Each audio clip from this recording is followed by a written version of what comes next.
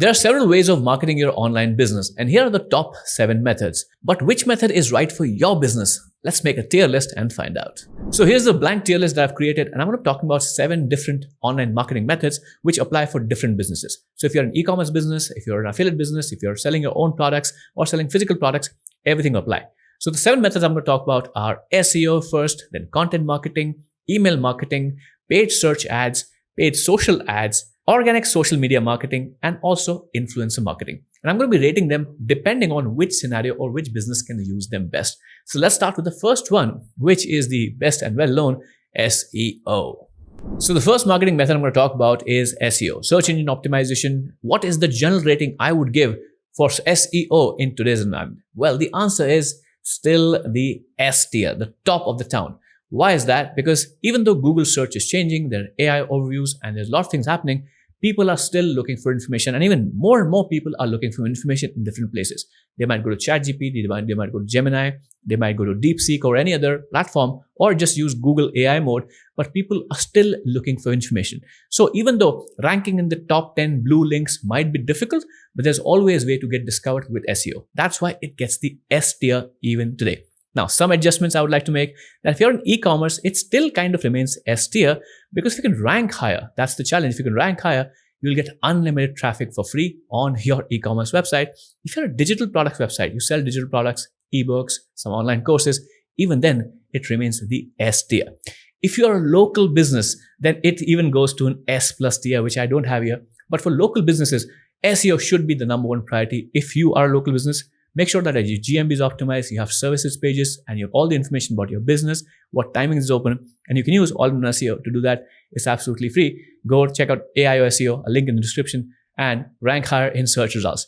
And continuing on, even if you're in the B2B niche, SEO still remains one of the best strategies long-term to generate returns and market your business. And if you're an affiliate content website, then you might find it challenging or harder to rank, but still kind of remains the S tier. If you can get affiliate traffic, or if you can just start getting traffic on your affiliate website, basically it will convert, because the intent of people looking for information in that category is so high. So overall, SEO gets the S treatment, the first and the biggest and the best marketing method for any business that you start today. The next marketing method I'm going to talk about is content marketing. Now, first thing I'd like to clarify, what's the difference between SEO and content marketing?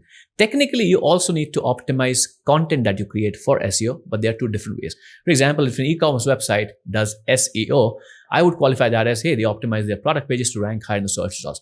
But if they create content around, hey, here's how the buying guide process works. For example, if you're buying a coffee maker, instead of just optimizing the product page to rank high in the search results, they might create content around, hey, how to pick the best coffee maker.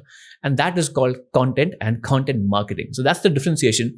So coming back here, I'll use the same icon for content marketing as well. So let's put it back here for a second. And what is the value of content marketing for different businesses? Or I say in an aggregate category, I would still put it in the S tier.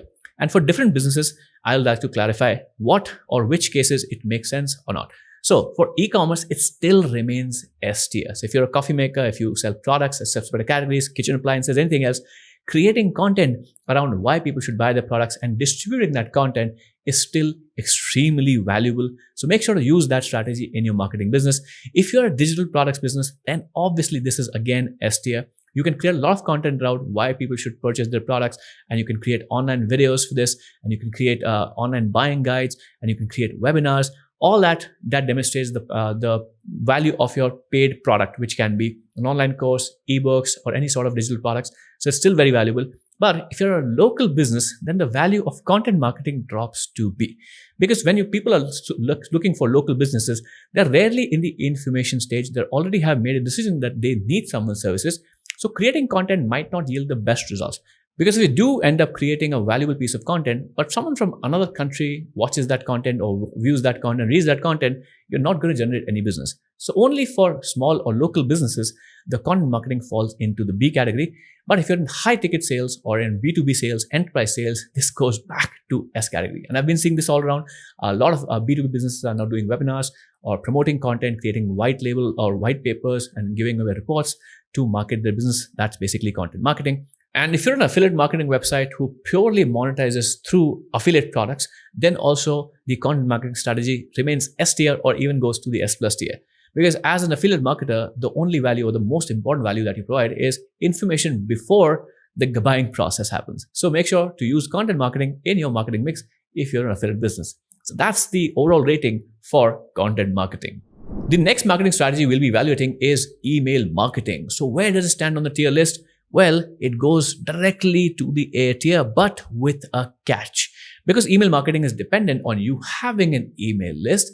It doesn't matter if it's the best thing if you have no emails. So if you're just starting out, you might deprioritize it to the A tier or even the B tier. But the benefits of email marketing are absolutely insane. I've done a couple of videos recently on email marketing, how to start email marketing, how to capture emails, and even which of the best providers choose. And one of the statistics that blows my mind to date is that on average, email marketing generates $42 per $1 of marketing spend. It's absolutely insane. From an ROI perspective, it's one of the best channels you can have, but it requires you to have an email list. And we at Double Beginner have experience of using email marketing for 13 years. So we know what we're talking about. So absolutely can go to the S tier, but if you have no email list, no traffic, then put it to A tier or B tier, depending on where you are. And if you're an e-commerce business, absolutely S tier, because if you send any traffic to your site, then you can do abandoned cart recoveries, do promotions. So it becomes absolutely important to collect emails and use email marketing.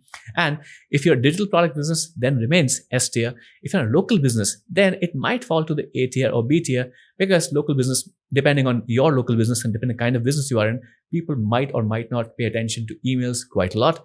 And if you're into high ticket sales or B2B sales, enterprise sales, then again, this is even important.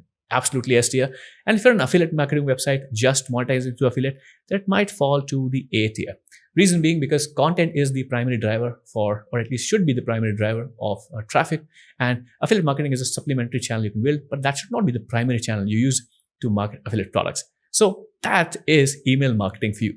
The next marketing channel we're going to rate is PPC or search engine marketing, basically Google ads or any other search engine ads. So let's rate that on the overall tier list. And the tier list it'll go to is the A tier. And there are several reasons why. Definitely the ROI compared to email marketing is lower, but you can get instant ROI. So if you start spending today, and of course you have to be efficient and you have to do it right, just doing PPC does not make you make money, but doing it the right way almost not guarantees, but the likelihood of you making money with PPC is much higher.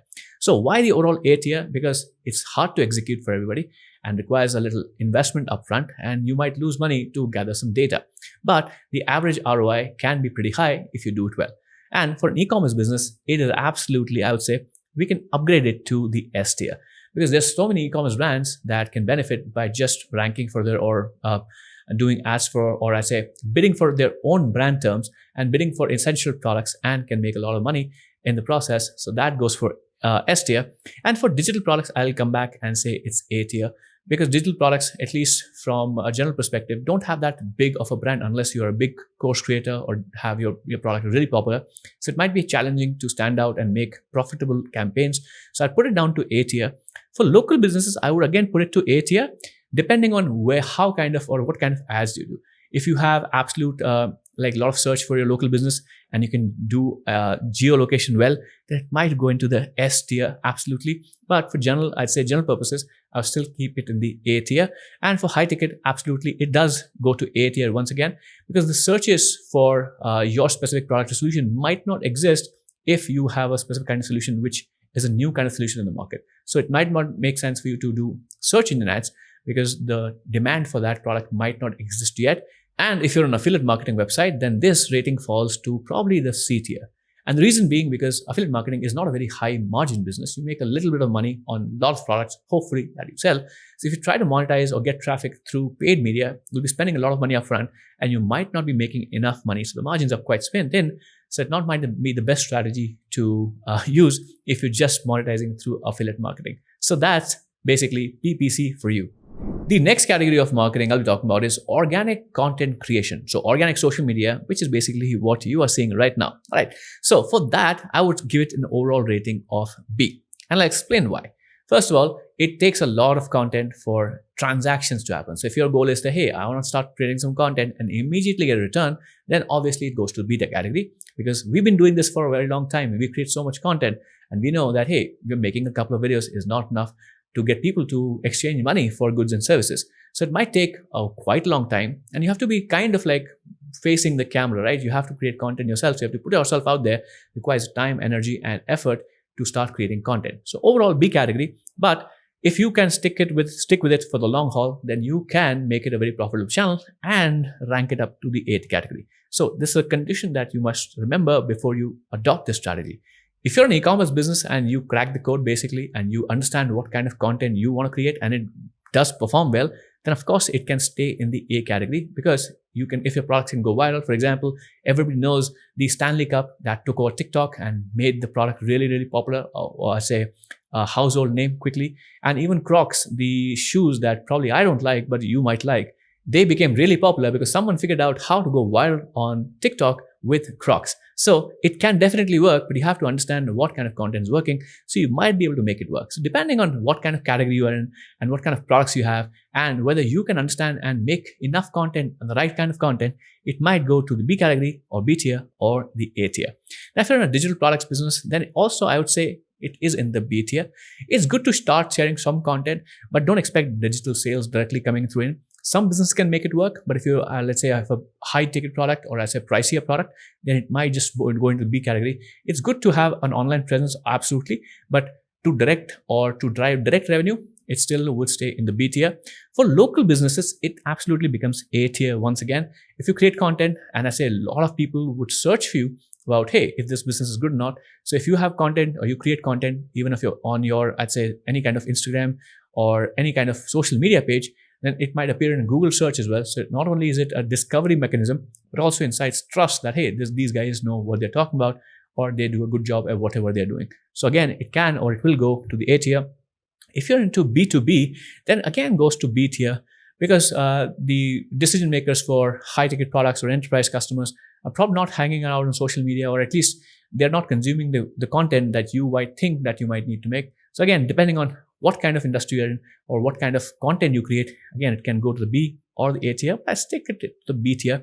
And if you're an affiliate marketing website, then I'll probably stick it to the B tier. I've seen a lot of small affiliates, or as I said, decent sized affiliates, make it work on YouTube and Instagram, and they are successful, but it's not successful, or not all categories of affiliate are successful. So I'd still put it in the B category. So that's organic social media marketing. Let's look at the next one. The next category of marketing we'll take a look at is paid social media ads. Let's look at the tier list. So where does it stand from an overall perspective on the tier list? I would rate it as an A category. Now, again, the conditions that apply to paid social media marketing is that, hey, you have to make the channel profitable, because it's easy to put some money and get more visibility. So basically, you can market yourself, but is it efficient? Do you make more money than you spend? That is the big question. And that's why there's always conditions apply when it talks about, or when you talk about any kind of paid marketing. So if you can make it work, if you understand the game, then of course it's a A tier. But I'll like to talk about a little specifics so that you can understand which channels and which kind of businesses does it work. So if you're an e-commerce business, this absolutely hits the mark here. If you scroll through TikTok or if you scroll through Instagram, I see product ads, brand ads, shoes, perfumes, clothing, all sorts of consumer goods, direct to consumer products all the time. And I've seen a lot of case studies of people absolutely making boatloads of money with the strategy. So if you're an e-commerce brand, then social media ads, and if you're a consumer facing business, especially something that looks good, clothing, accessories, and sunglasses, something like that, then absolutely it falls or goes to the S tier. And if you're a digital product business, then it definitely is an A tier product. You might not be able to make sales immediately, but it's valuable to get some exposure and get some, let's say, customer interest going on. So maybe try some strategy like promoting a lead magnet through a paid ad rather than directly pushing people to make a purchase. And if you're a local business, it again stays in the A tier because it's effective for running some awareness campaigns. If you're an absolutely new business, then pushing some money on social media to promote the business, to get the word out there, is absolutely useful and will get you high returns, because on social media, you can target a specific geographical location as well, and only people in that geographical location see your ads. And if you're in high ticket B2B sales, enterprise sales, then it still kind of remains A tier. But I'd say depending on what kind of industry you're in, depending on the kind of product you have, it might go back to a B tier. And if you're an affiliate marketing business, then absolutely it goes to C and even the D tier, because it will be very hard for you to spend money, get traffic from a cold source, and make some money in the process. So absolutely C or D tier. Do not try this if you're an affiliate marketing business. All right. So that's social media paid ads for you. Let's look at the last marketing method as well. The next marketing category I'd like to talk about is influencer marketing. You probably know what that means. So let's look at the tier list now. So influencer marketing for e-commerce brand absolutely can be A tier. But again, conditions apply. Influencer marketing is, first of all, the attribution is very hard to track. People can get a lot of views, but no sales whatsoever. So you all have to figure out, hey, what's the KPI I'm going to look at? Is views the number one metric you're looking at, or sales, or just traffic? So depending on what your KPIs are, what kind of influencers you can find, and what kind of traffic or audience those influencers have, you might have an A tier campaign or S tier campaign or a C tier campaign. So the middle of the ground, or the middle ground, is the A tier, but e-commerce brands definitely can make it work. I've seen some chocolate brands make it work. I've seen a lot of different supplement brands make it work, especially in the fitness and bodybuilding space. And I see people promoting 3D printers through influencer marketing and all sorts of the fashion and different products. So definitely can work, but you have to be careful what kind of numbers you're looking at and what kind of campaigns you're running. So for e-commerce brands, it's the A tier. If you're a digital product business, then it absolutely goes down to C tier in my opinion, because it's very challenging to sell digital products unless they have a very specific kind of audience and they are ready to promote your product. So I put it in the C category. And for local businesses, this might go into the B category, because if you, let's say, have an influential person on your local, in your local community, talking about your business, promoting your business, it might just increase social proof for your business, but not drive sales immediately. But as a long-term strategy, it can still work. And if you're in the high ticket tier enterprise customer sales, then I think it goes to the C category, unless you can crack like a real celebrity, like a big A-list actor to promote your business. Then obviously it's not going to happen for most people, but then it might just go back to another category.